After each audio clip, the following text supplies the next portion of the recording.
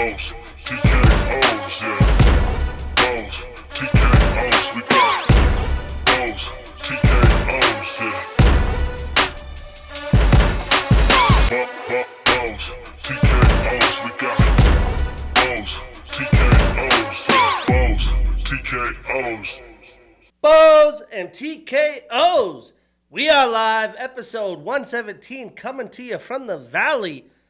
Man, it's late September, Wednesday, September 24th. It's still hot as a mother out here. I can't wait for the cooler weather to come. But I have some friends coming to town tomorrow for the Arizona Cardinals, Seattle Seahawks Thursday night football game. And then on Friday, we're catching TCU versus Arizona State. Fun, football-loaded weekend. The Steelers 2-1, Oklahoma undefeated, although their quarterback's out for a couple weeks. They look like the real deal. And my Montana Grizzlies with the big primetime Saturday night game against Idaho as they're undefeated as well. So I'm hyped. But I'm your host, Shane Gillette, for this weekly MMA podcast, streaming anywhere you get your podcasts with the videos on YouTube. And in this episode, we had a week off, but we're back into MMA action. We will announce or talk about some fights that have been announced, recap the Contender Series, and preview this weekend's UFC Perth card. So let's jump right in. In the week off, we had the announcement that Rafael Fiziev had hurt his knee that he had already hurt. So he is out against the Charles Oliveira in Rio. So insert Mateusz Gamrot against Bronx Oliveira October 11th. Then we also have some fights that have been, or some fighters that have been kicked off the UFC roster. We have Weston Wilson, Preston Parsons, and Marina Moroz off the UFC roster. Marina with the recent suspension. But this week's Contender Series, we had another week where all the winners getting contracts. But this was all about the woman fight that took place. And then the fight of Murtazali Magomedov steamrolling Brayam Zurcher, who have both trained in Dagestan with Khabib's team and crew. Well, in the first fight at light heavyweight, Rafael Tobes had a round one submission over Jair de Oliveira, who is only 5'9" at light heavyweight, and he was just outmatched with power and size from Tobes. In featherweight, we had Javier Reyes with a round one TKO over Justice Torres. Torres really didn't look like he belonged in there. But the main highlight was the women's flyweight fight between Jesla Chavez getting a split decision over Sofia Montenegro. And I actually had Montenegro winning the fight, but it was an absolute war, as Sofia almost had Chavez finished in the first and second round. But in the third round, Chavez did work and somehow won the judges over on the scorecards. So both women got a contract. Then in featherweight was that Murtazali Magomedov fight where he had a round one TKO over Brayam Zurcher. They both came out really high-paced and powerful, and I was really impressed by Magomed with his power and speed. He is going to be a problem in the featherweight division. And then in the headliner at middleweight, Montas contra DWCS had a round one TKO over Donnie Barbier, and he looks like a world beater as well. But I'm really excited to see Zurcher and the women in the flyweight go to the UFC. And that sets us up. We're back for UFC action this weekend. UFC Perth. The prelims are at 4 p.m. Pacific. The main card, 7 p.m. Pacific, all on ESPN+. I got UFC action, Georgia, Alabama, Montana night game. I am absolutely pumped for this weekend's sports showdown. But to preview this card is absolutely loaded with Aussies and New Zealanders, so the crowd should be nutty. They always are in Australia. The prelims are pretty shallow, but there is some good matchmaking with some very good talent.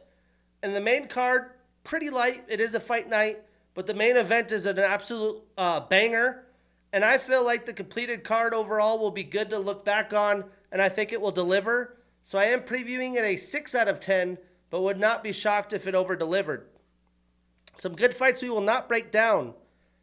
We have PFL alum Michelle Montag making her UFC debut against 15th ranked Luana Carolina. We have Jamie Malarkey taking on Rolando Bedoya. We have Colby Thickness taking on Contender Series alum Josias Musasa. That should be a fantastic fight. We have Contender Series alum Cameron Roston taking on Andre Petrosky. We have Contender Series alum Jonathan Mikulev taking on Oban Elliott. And then Contender Series alum Alexa Thanara taking on 14th ranked Loma Lokabumi. And then Contender Series alum Ramon Tavares taking on Jack Jenkins. So a lot of Contender Series blood, getting some action, and again, full of Aussies and New Zealanders. We'll see how the home country fighters perform. We're only going to preview one prelim fight. We have Navajo Sterling, 27 years old with a 7-0 record, taking on Rodolfo Traitor Bellato, 29 years old with a 12-2-1 record. And it's funny, in Rodolfo's last fight where he seemed to fake being knocked out against Paul Craig, I jokingly said on this show that the UFC should feed him to the wolves and give him Navajo Sterling, and that's exactly what happened. Navajo has looked like a world beater at times with a skilled kickboxing. You know, he trains out of city kickboxing. I just think he'll be too fast and quick for Rodolfo and should get Bellato out of there before the judges' scorecards come into play. Breaking it down, Navajo trains out of city kickboxing. He has a kickboxing style. He's a Contender Series alum. He's undefeated on a 7-fight winning streak, 3-0 in the UFC, and 4 of his 7 wins are via knockout. Now, Rodolfo is a future FC, LFA, and Contender Series 2-time alum. He's 2-0-2 in the UFC. 7 of his 12 wins are via knockout, and both of his losses are also via knockout. So to knock out or be knocked out. Now, Rodolfo is not a terrible fighter by any means. I just think that Navajo is much better. Rodolfo is going to need to try and close distance, end up in a clinch situation to try and take Sterling down, or I think Navajo will pick him apart. I could see Sterling attacking Rodolfo's body with kicks to open him up for the finish. For that reason, I'm taking Navajo Sterling. We are putting him on that parlay. We marking that ish down, and we getting that bread. Moving on to the main card. We have Charlie the Cannibal Campbell, 30 years old with a 9-2 record, taking on Tom Big Train Nolan, 25 years old with a 9-1 record. Now, I think this has the fight of the night potential. This should be a high-paced, violent affair. Charlie actually last fought back in April of 2024, and he's been out for more than a year due to injuries. I do expect Charlie to be a bit more powerful and wild. Tom is more technical and crisp with his striking. But if Tom doesn't do well controlling the distance, then Charlie is going to make it a brawl, and I don't think that would be good for Tom. Breaking it down, Charlie is a Ring of Combat, Cage Fury, Bellator, and Contender Series alum. He even won a few Fury Pro grappling events, so he's well-rounded. He's on a 3-fight winning streak and is 3-1 in the UFC, and 6 of his 9 wins are via knockout. Now, Tom is also a Contender Series alum. He's on a 3-fight winning streak, 4-1 in the UFC, and 5 of his 9 wins are via knockout. Now, Tom has fought to a lot of decisions, but he does have finishing capability clearly. Charlie does have more finishes, but is more well-rounded and should be eager to fight after the layoff. So I expect him to get overzealous at times and maybe get himself into some bad spots. But overall, I expect Charlie to come out in a very close back-and-forth fight. For that reason, I'm taking Charlie Campbell, but I'm avoiding this on any parlays where possible. Moving on, we have Jake the Celtic Kid Matthews, 31 years old with a 22-7 record, taking on Neil the Haitian Sensation Magny, 38 years old with a 30-14 record. Now, Jake strings together some nice wins now, and now he has to take on Neil Magny in the Gatekeeper Challenge. Jake has fought some good competition in his young UFC career, but he hasn't defeated someone the quality of Magny, so we'll see how good he is now that he's in his prime. Breaking it down, Jake has a black belt in BJJ. He's on a 3-fight winning streak, 4-1 in the UFC since 2023. 9 of his 22 wins are via submission, 3 of his 7 losses are also via submission. So to submit or be submitted. Now, Neil trains out of Elevation Fight Team. He has a black belt in BJJ. He's an Ultimate Fighter alum. He has the most wins in welterweight division history with 23. He's tied with Donald Cerrone, Andrei Arlovsky, Charles Oliveira, and Max Holloway for second most wins in UFC history with 23. He has the most fight time in welterweight history at 7 hours, 6 minutes, and 27 seconds. The most bouts in welterweight history with 35. He's tied with Roger Huerta and Kevin Holland for most wins in a calendar year. He had 5 wins in 2014. He's also the only fighter in UFC history to have 5 bouts per calendar year twice. He did it in 14 and 15 with 9 wins. He's tied with Brad Tavares for most decision wins in UFC history at 14. He has the most decision bouts in welterweight history at 17. The most split decision wins in welterweight history with 4. The most significant strikes landed in welterweight history at 1,470. The most total strikes landed in welterweight history at 2,641. He's on a 1-fight winning streak and is 3-4 since 2023. 9 of his 30 wins are via knockout. 6 of his 13 losses are via submission, but he does have a 7-inch reach advantage. Now, you can never count Neil out, especially if the fight goes long, but Jake is becoming a complete fighter.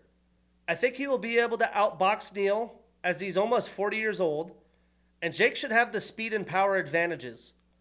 You know, Neil is absolutely phenomenal in the clinch. He uses his length to his advantage, but Jake is a solid grappler, and I think will mix up his attacks and fire off plenty of kicks to get the win and keep the good vibes rolling. For that reason, I'm taking Jake Matthews. We are putting him in that parlay. We marking that ish down, and we getting that bread. Moving on, we have Jimmy the Brute Crute, 29 years old with a 13-4-2 record, taking on Ivan Urslan, 33 years old with a 14-5 record.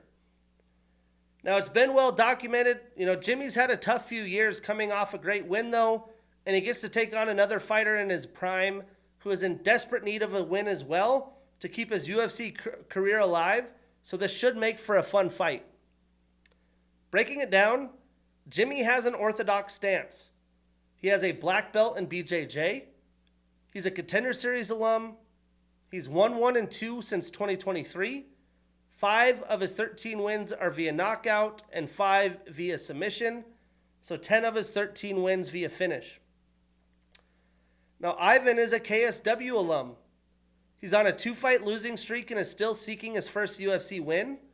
And 10 of his 14 wins are via knockout. Now, I do think this will be an ugly fight, but I think Jimmy's going to sell out for the takedowns and look to wear on Ivan so he could get a finish in round 2 or 3.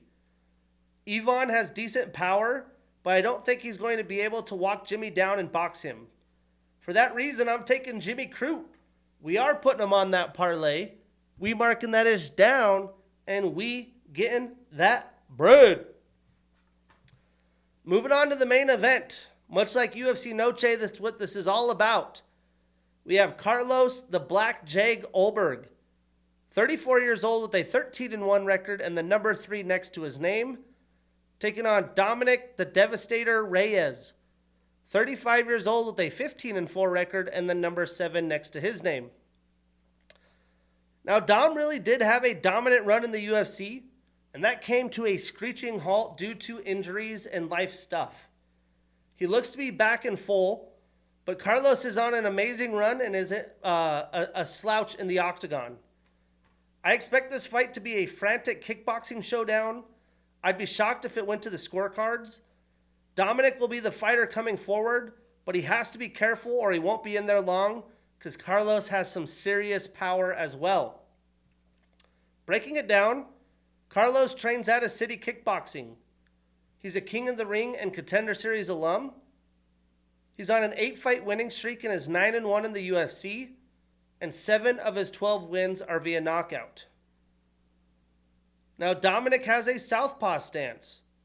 He has a blue belt in BJJ. He's a former Canadian Football League player. He's a King of the Cage and LFA alum. He's on a 3-fight winning streak, 3-0 since 2023. 10 of his 15 wins are via knockout, and 3 of his 4 losses are also via knockout.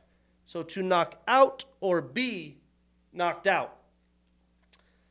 Now, Dominic is coming off 3 straight finishes, but Carlos has only been finished once as a pro. Dominic had been finished 3 straight fights himself, so if there is a knockout, I think Carlos pulls away, but it could be a chance for Dominic to get Carlos up against the cage, try to get takedowns and take away his striking strengths. Reyes might look for some calf kicks to take some zest off Olberg as well, but I think Carlos is smart and measured. He waits for his moments and controls the distance well and makes Reyes pay when he comes forward. For that reason, I'm taking Carlos Olberg. We are putting him on that parlay. We marking that ish down, and we getting that bread. But the main event, absolute banger. The Jake Matthews and Neil Magny gatekeeper fight. I am really excited about Charlie Campbell's return against Tom Nolan, and Navajo Sterling, can he put on a show? That will be our Perth card, and then next week, an absolutely stacked UFC 320. We have 2 title fights on the line, a massive rematch between Alex Pereira and Magomed Ankalaev, and then Merab Dvalishvili taking on 4th-ranked Corey Sandhagen. That's episode 117. I'm your host, Shane Gillette. See you next week.